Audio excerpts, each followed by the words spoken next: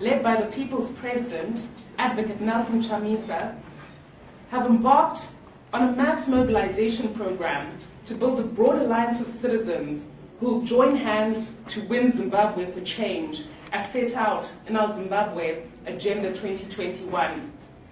We've made a firm commitment to run the biggest, most vibrant, and most energetic electoral campaign that this nation, indeed this region, and perhaps even the continent has ever seen. Our campaign will be driven by the young. Zimbabweans will take advantage of the youth bulge, and young people will use their collective power to speak authoritatively against violence, against dictatorship, and against corruption. We plan to ensure that 6 million Zimbabweans vote for change, for transformation, and for poverty eradication on Election Day in 2023. We will knock on doors. We will rally the urban masses. We will penetrate every village in our rural areas. We'll ensure that no Zimbabwean is left behind in the fight to win Zimbabwe for change.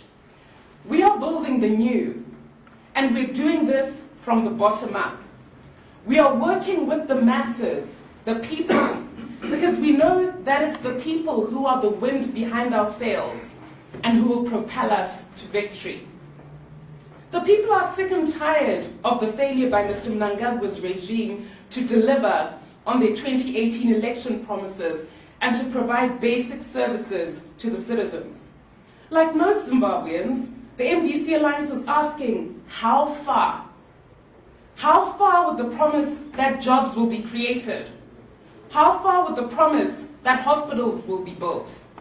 How far with the promise that education would be free and available for all? What's clear, ladies and gentlemen, is that Mr. Mnangagwa's regime has a deplorable record of broken promises and of failure. In 2023, the people will draw a line in the sand and say no more. Where is the new dispensation that was promised? When innocent young people like Makomborero Haruzivishe are rotting in jail for demanding a better society and for holding the authorities to account? Where is the regime's fight against corruption when the likes of Obadiah Moyo, Priska Mfumira, and Kudakwashe Tagwire are walking free despite huge allegations of looting against them? Corruption is killing us, and the regime does not care. We must vote the looters out and ensure Zimbabwe's wealth and resources start to work for the many and not the few. As things stand today, 49% of Zimbabweans, that's almost 8 million, are facing extreme poverty, according to the World Bank. The rich are getting richer while the masses starve, get poorer, and are deprived of basic services. Traveling to and from work has become an extreme sport as the state has failed to provide an efficient, modern, and reliable public transport system. 2 days ago, the regime spokesperson, Mr. Nick Mangwana, admitted this failure. Now, what the people would have expected was a prompt solution to the crisis that addresses the challenges that people are facing. Instead, what the people were given were rickety wagons that are inadequate to meet demand and not befitting for our citizens who deserve dignity. Our Alternative Transport Secretary, Honorable Settlement Chikwinya, is on record denouncing this inhumane treatment of the people and setting out our alternative transport policy that will bring a modern, efficient, reliable transport system to Zimbabwe. And so, ladies and gentlemen, to the citizens, the call to action could not be clearer. Let's register to vote for change. I now defer proceedings to our Portfolio Secretary for Elections, Councillor Ian Makone, who will deliver our Election Watch address. Thank you.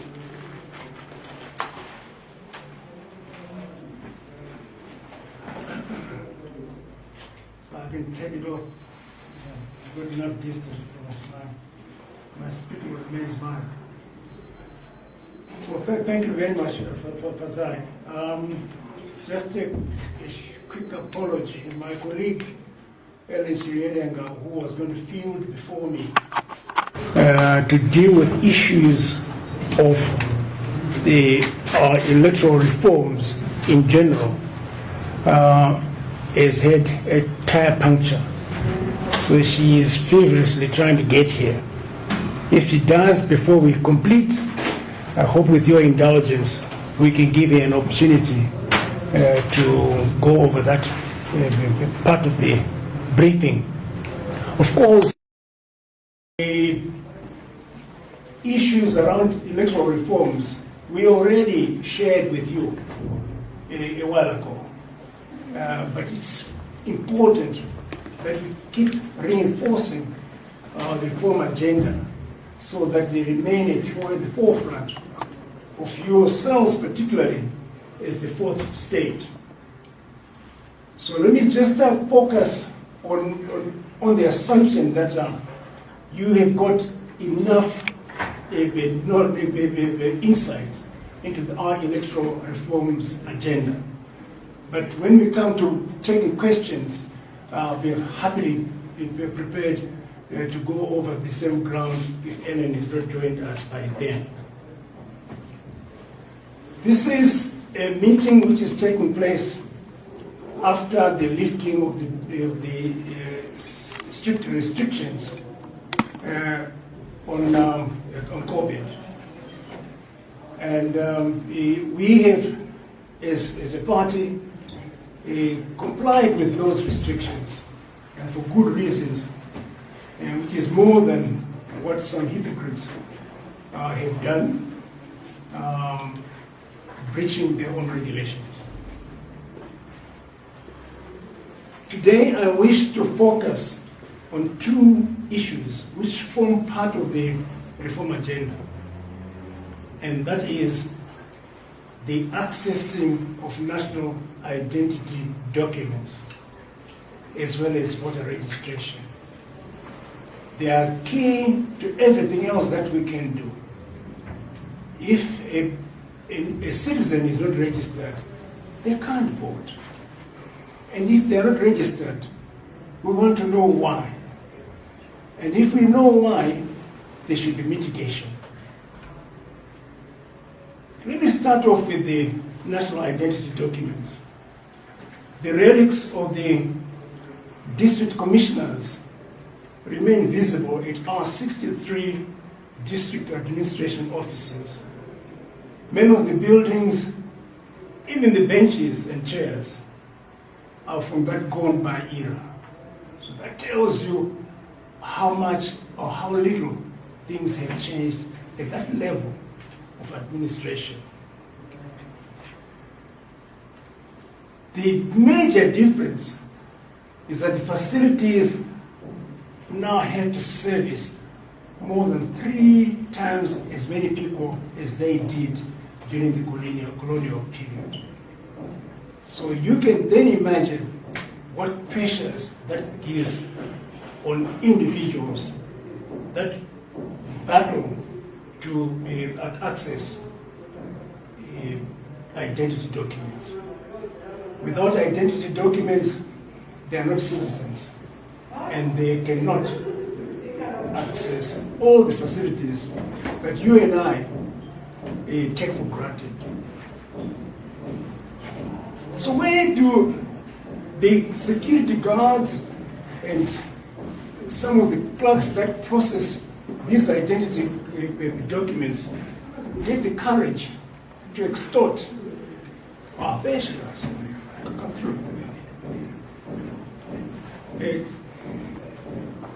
Get the courage to extort money from a very impoverished public? You might ask. The authority must reside somewhere.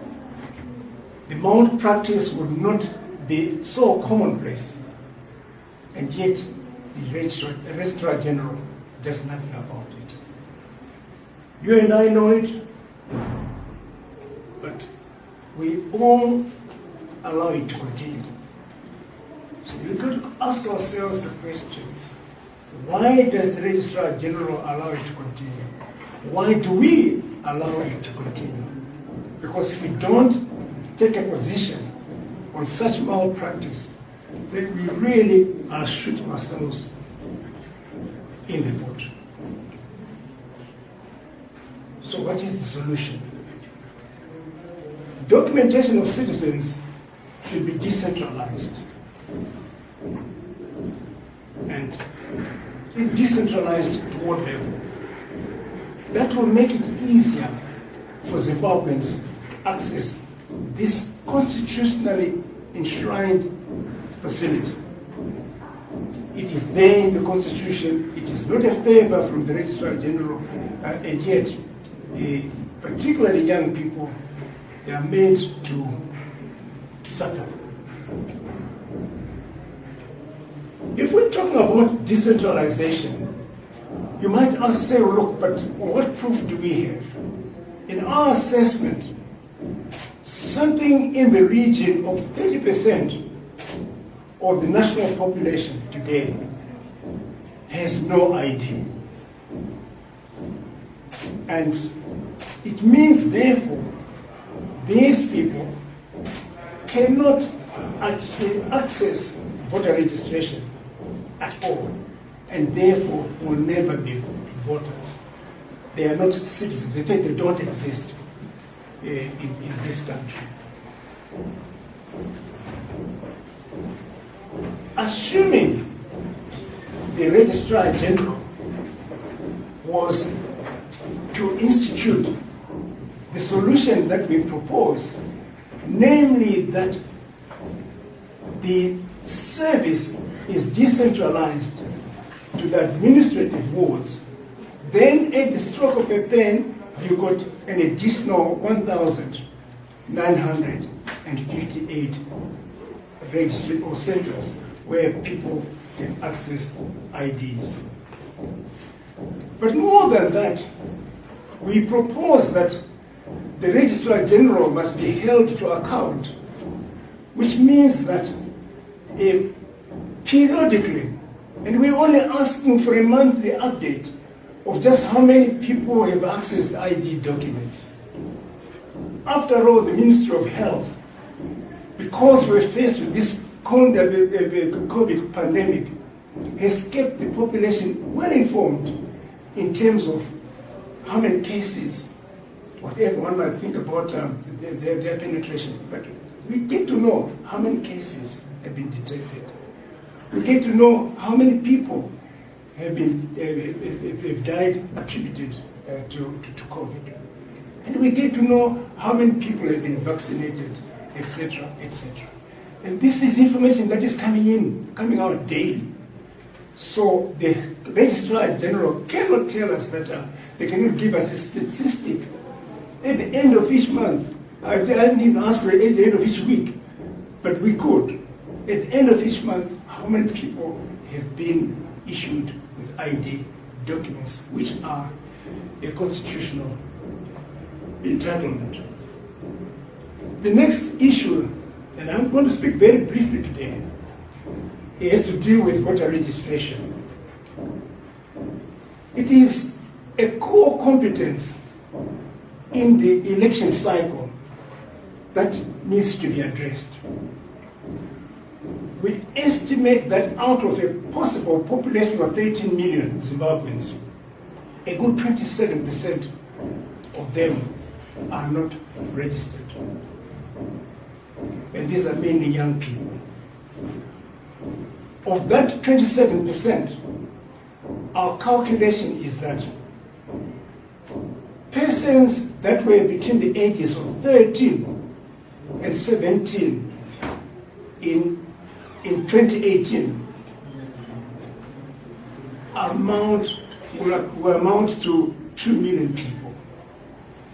Now, 2 million persons against the minuscule number of persons registered today is a shame.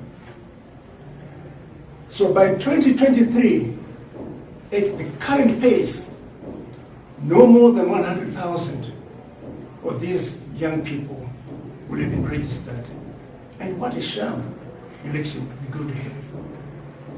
And we're making the point that the legitimacy of our election depends on the ability of ZEC to ensure that the constitutional provision on the registration of Zimbabweans as voters is complied with.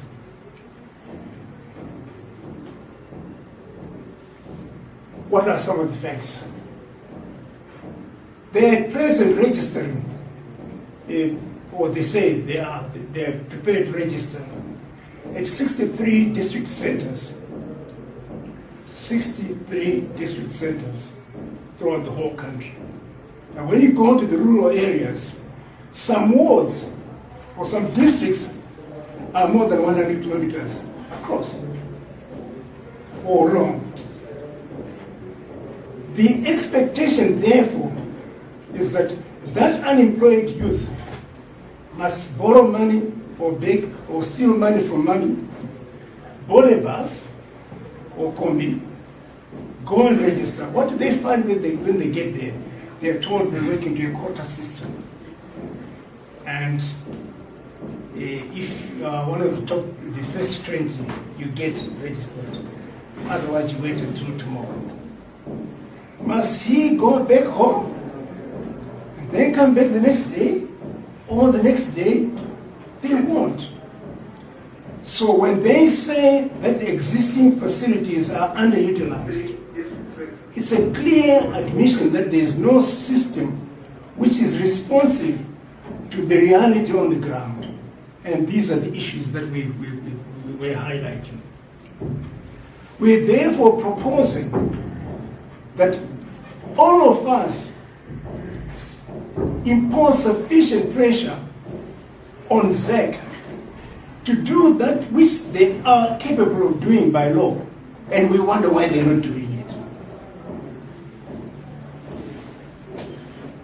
In 2017, when BVR was introduced,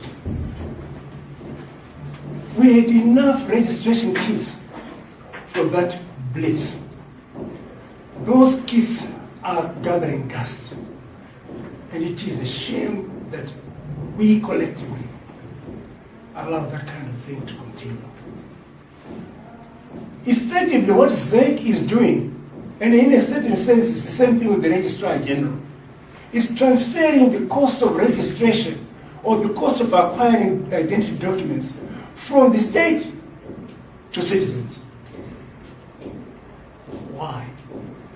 The Constitution or no law at all in this country gives them that authority to tax Zimbabweans. They have no brief to do so.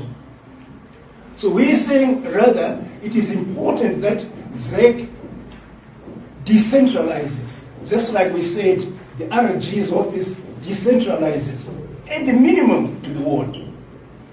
But we're going one step further and insisting that the teams that are deployed to the various ward centers must be incapacitated to move into the communities to designated population centers.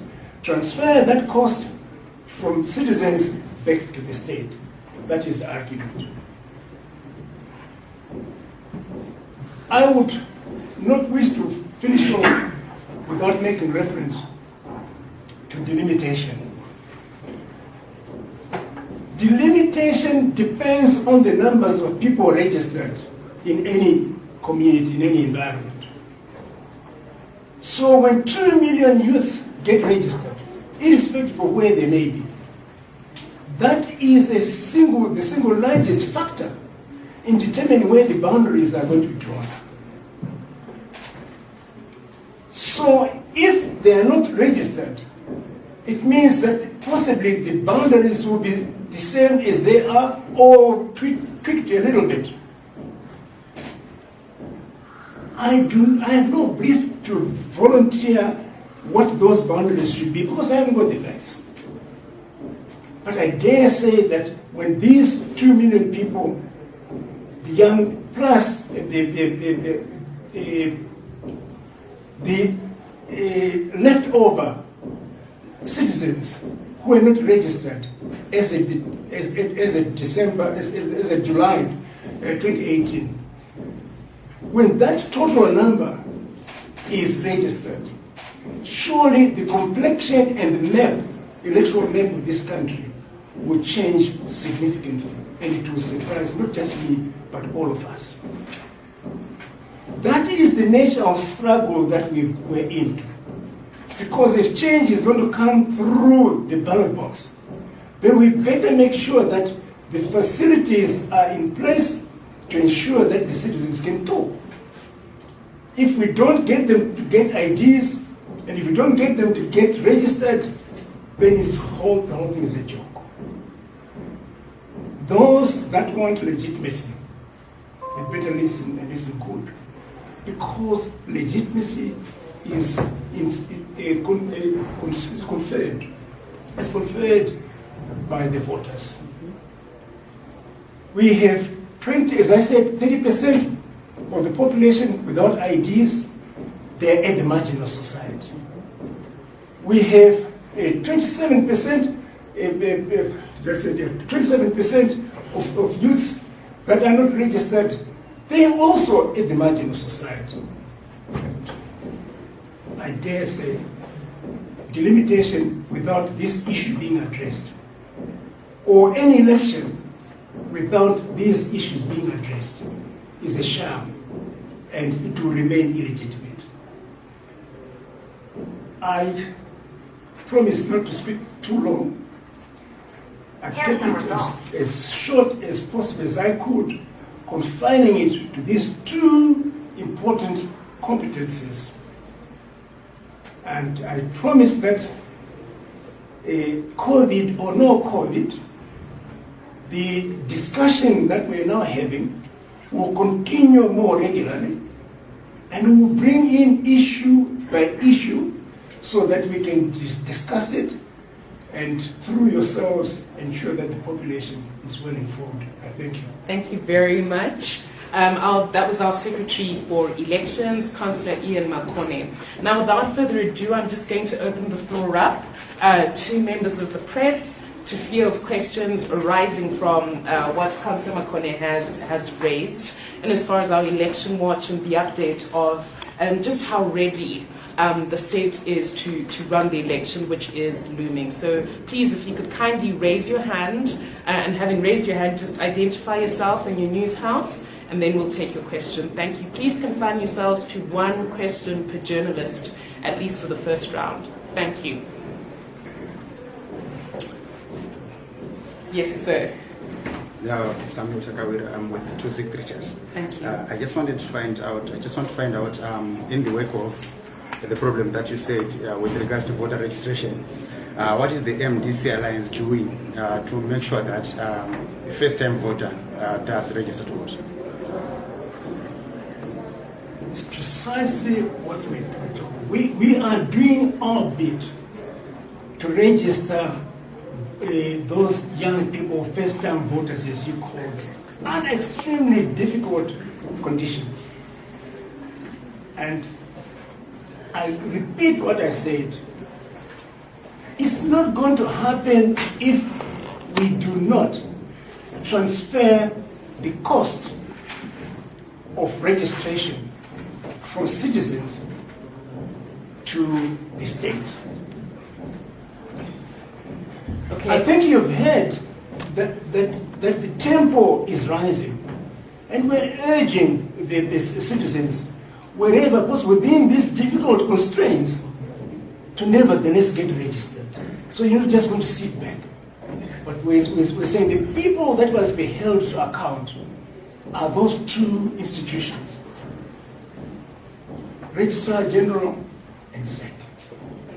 Thank you very much, Councillor Makone. And just to add on to that, the MDC Alliance also has a grassroots campaign on voter registration going. So every single branch, every single polling station, we've got our community leaders who are going out and ensuring that, number one, first-time young voters, so those who are between the ages of 16 and 18 currently, are mobilized within their communities to register to go and vote, as well as first-time voters, so people who didn't vote in the last election, ensuring that they do so. so, and also incentivizing the process as well, making sure that community and party programs are centralized around the central message of voter registration. So that's just in addition to what Councillor Makwane has raised. Yes, sir. Thank you so much. My name is Mosaya Mvirigi, Electoral TV. My question comes in, maybe could I say 3 parts? But we're going to just give you one so that we give everyone else a chance. Thank Well, you, I know Messiah. he's going to summarize it in his response. Sure. Yes. The first one is your insistence on young voters. It shows that you are very confident that all first-time voters and young voters will vote for the MDC. I don't know how you get convinced with that. And the second part is, how do you insist on going to an election when you are really saying that the playing field is not level, reforms are not in? You still insist on going on an election which you believe will be illegitimate. How is it so? The final part is, with the current struggles for a name going on in your party, are you still a political party or are you now a pressure group? Okay. Ian, I'll let you go first, and then obviously I have lots to say. In fact, I'll handle the first one to do with the young people. We're focusing on the young people. It's very simple. The Madalas like me are virtually mostly registered. So it's really the young people. When you study the demographics, it's clear that the bulk of your over 40 years and above are already registered. So why do we waste our effort in people who are already registered? There may be a few, those that are not registered are genuinely those that are at the margin of citizenry. People that have never been issued with ideas, that we exploited in farms, that we exploit in our households because they've got nowhere to cry. So yes, those will be included. But the bulk of the people that will be registered are young people. And it's not because we necessarily think they'll vote for us. Of course, we would love them to vote for us.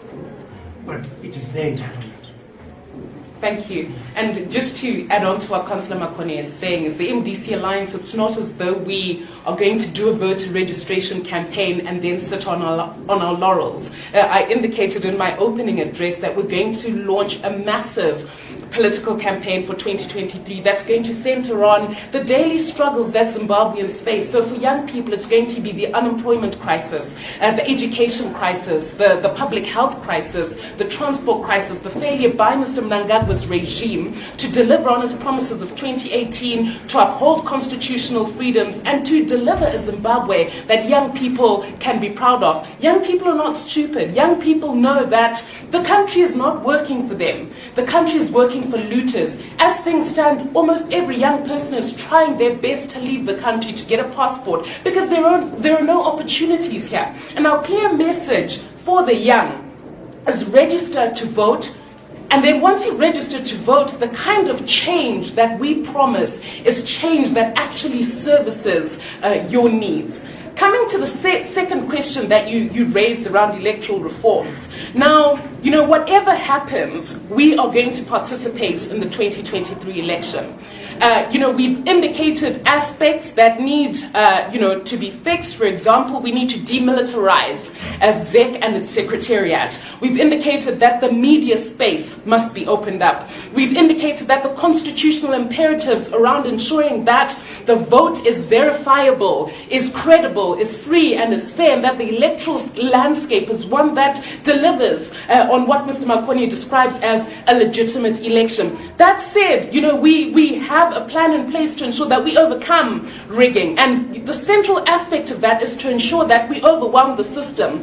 By registering to vote in our millions, our target is 6 million votes in the next election. And we know that whatever they try and do, with that number of votes, we will certainly be victorious. And we've seen examples of where this has worked throughout the region. We've got the most recent example of Zambia. We've got the example of Malawi. And that is exactly the strategy that we're going to employ. We're going to go to the people, and the people are going to deliver on the victory. Coming to the name, sir, it's not correct that the MDC Alliance doesn't have a name.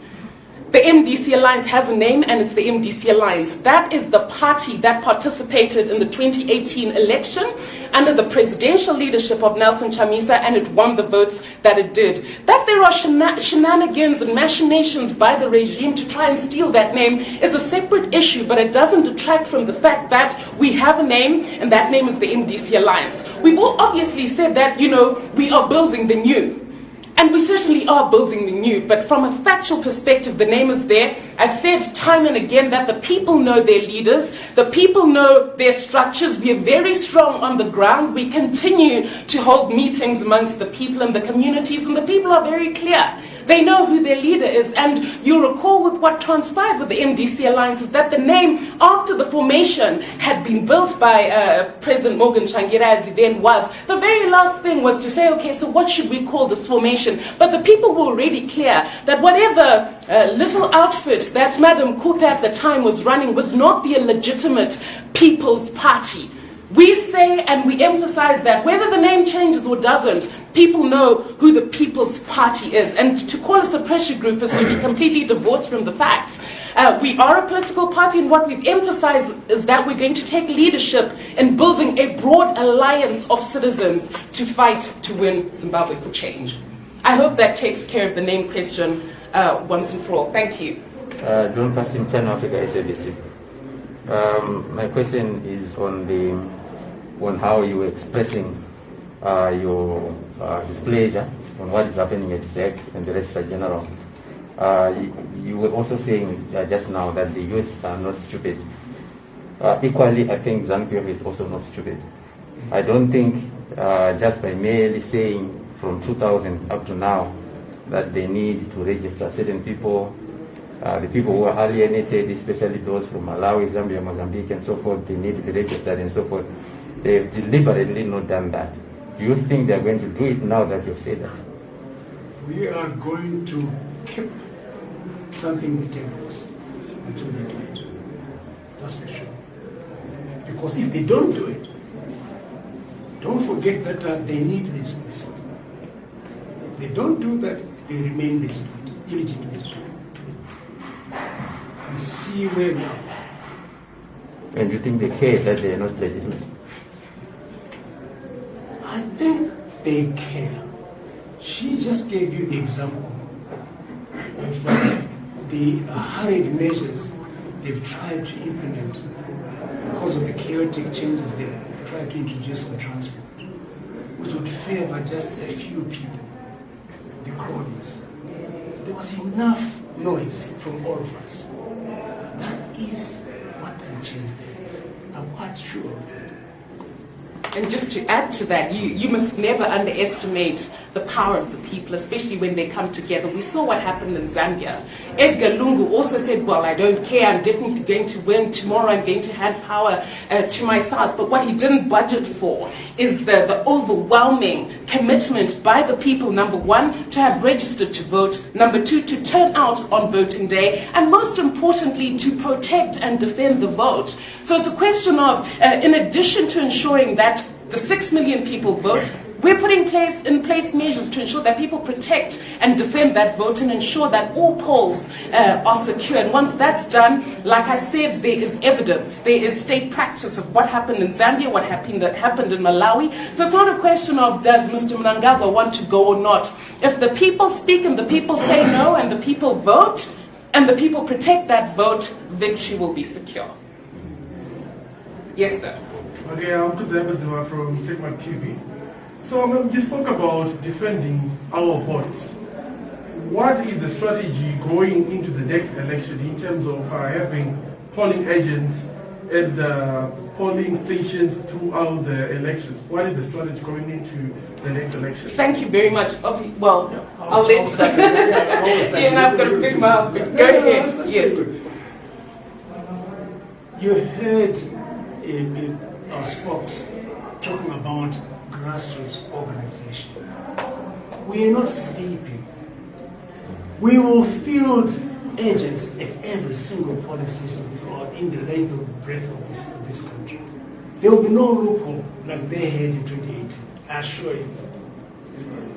And just to build on that, we've rolled out a rural mobilization strategy that's being led by Honorable Happy Mochitsiba, and we are penetrating, like I said in my opening address, every single village. We're going out into the rural areas. So it's not as though we're concentrating on our typical strongholds, but even then, we are rolling out a fresh, energized campaign to energize the base there. But we're going to, on top of that, make sure that in the rural areas, we field competent candidates, our structures are strong, the people are energized, and the people have the right message that if you want a better life, sustainably, vote for the people's movement, for the people's leadership, because that's the best way to secure Zimbabwe for change. Thank you. Are there any other questions before we... My colleague is right here. Sure, okay. So I'm just going to ask Ellen to briefly just go through the reforms quickly, and then we'll round up the presser. So if you've got a question, just hold on to it. We'll maybe field about 3 more after she's done. Thank you. Did you manage to fix the puncture? No. Oh, so you see how committed the team is. I don't want to ask you how she got here, but she got here. So thank you very much for coming. What we've done is she spoke in general terms in terms of the political strategy, and I discussed which was supposed to come after yours, the issues around IDs and voter registration. And I think they should all be in the context of the reforms agenda, which is very widely started. So you can press you.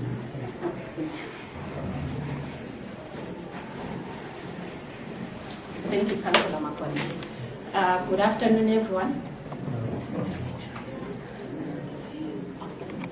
Good afternoon, everyone. My task is not so difficult, although it's one of the key issues that we as the MDC Alliance have to grapple with and we have to fight for. I've been asked to talk about our electoral reforms agenda. As some of you might be aware, 2 years ago we launched our reforms, electoral reforms document, which we codenamed PRICE, which refers to, which means Principles for Reliable, Inclusive, Credible Elections in Zimbabwe. Basically, in that document, we outlined 20 key issues that we feel for our election, for our 2023 election, and also even the by-elections that should be happening soon. Those 20 issues should be implemented and should be taken into account. As the MDC Alliance, we agree, and also with other stakeholders out there, that as a country, as Zimbabwe, we have one of the most beautiful constitution when compared to other countries when looking at electoral issues. But the challenge now is in terms of aligning our electoral laws to the constitution. And more so, we talk of, most of the issues are mainly administrative. Yes, there are also constitutional issues to be considered, but they are mainly administrative issues. But anyway, just in brief, we in that document we came up with 20 issues, and I'll just talk about some of them which I believe are key. First of all, there's the aspect of the supremacy of our constitution in Zimbabwe. Our constitution talks about timeless handing of our constitution, conducting of elections, and also there's the issue that there are electoral laws in our constitution. For example, we talk about a free and fair election. We talk about the aspect of free and equitable media coverage for all political parties, and most importantly, we see a situation whereby we have some of the issues, some of the things that are happening in Zimbabwe, they are not incongruent with our constitution. For example, currently there is the COVID policy. Yes, we appreciate that we have a problem with COVID the world over, but then they came up with a COVID policy document after consulting stakeholders, and that document, which also entails the conducting of electoral activities on the part of our elections management body, and even the by-elections as well. But we see that we have a situation that ZEC says, okay, fine, now the COVID situation has been relaxed. And as its constitutional mandate, it goes out of research even to proclaim the dates of the by-elections. But then you see a situation whereby the health minister comes in and says, no, you can't convene the by-elections because we still have a COVID situation in the country. And same applies to the Minister of Justice. He also did the same in banning by-elections. So, we see a situation whereby a simple a statutory instrument at the end of the day is overriding our country's constitution. So those are some of the issues that we speak about in our prize document, to say we need to uphold the supremacy of our constitution. And also the aspect of the independence of our electoral body comes into play as well. The judiciary system, its independence as well. The security sector, we speak about the independence, because those are the key, stakeholders that have an influence on the outcome of the election. So those are some of the issues that are contained in our election document. And also, there's the aspect of voter registration. We say the voter registration should be comprehensive. Each and every eligible Zimbabwean citizen above the age of 18 should be accorded the opportunity to register to vote. But I'm sure Councillor Makoni spoke well about that issue. And also in line with the voter registration, there's the aspect of the voters' roll. We need a verifiable and audited voters' roll, and that voters' roll should be availed on time for us to actually to scrutinize, to audit the voters' roll prior to any election. We have seen, for example, in the 2013 elections, in the 2008 elections, we were not given enough time to actually analyze the voters' roll. We saw a situation, for example, in Harare North, where you have quite about 30 people registered in having one address, as appearing as if they belong to the same household, which at the end of the day, presented a lot of questions with regards to the, to the accurateness of our voters' roll. So we want our voters' roll to be audited prior to the 2023 election. And the code of conduct, our electoral body has come up with a code of conduct for polling agents and for other stakeholders. But then the challenge is that it's not enforceable. Unlike our Zambian counterparts, we have a situation whereby even the electoral management body in Zambia can actually, execute punitive measures on political parties that breach the code of conduct. But in Zimbabwe, the challenge is that they will tell you, no, we don't have enforcement powers. And for example, if you look at the media houses as well, we complain of unequitable media coverage. But that is also, not only is that in the Constitution, but in the Electoral Act as well, which ZEC is supposed to ensure that, there's equitable coverage for everyone, but that is not happening. So ZEC will tell you, no, the media is beyond our mandate. So this is one area we say, no, but as much as it's beyond your mandate, but you are responsible for all the electoral processes that take place. So ZEC, what you need to do is liaise, for example, with the Media Commission, with the Voluntary Media Council, right? And sit down and come up with a way of regulating media houses in terms of coverage. And lastly, there's the aspect of results management system. As Zimbabwe, like I said, we have laws that are favorable. Our Electoral Act is, to some extent, it's clear on how results should be transmitted.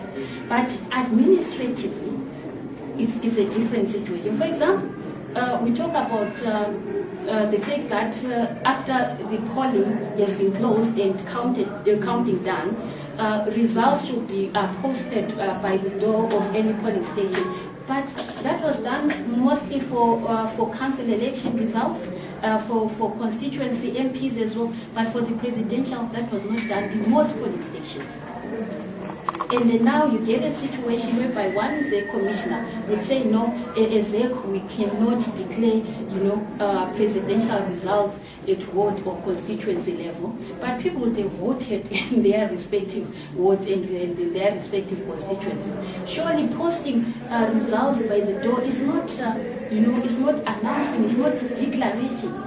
Yes, they can announce the results, but declaration is another story. So, and also at the same time, we realize that in 2018, we're in a situation whereby after the counting, after the collection of the results at constituency level, straight they went to the National Command Center, which in a way subverted the prescribed transmission of election results. So these are some of the administrative measures which we are saying as the MDC Alliance in our price document. We want to see those issues addressed.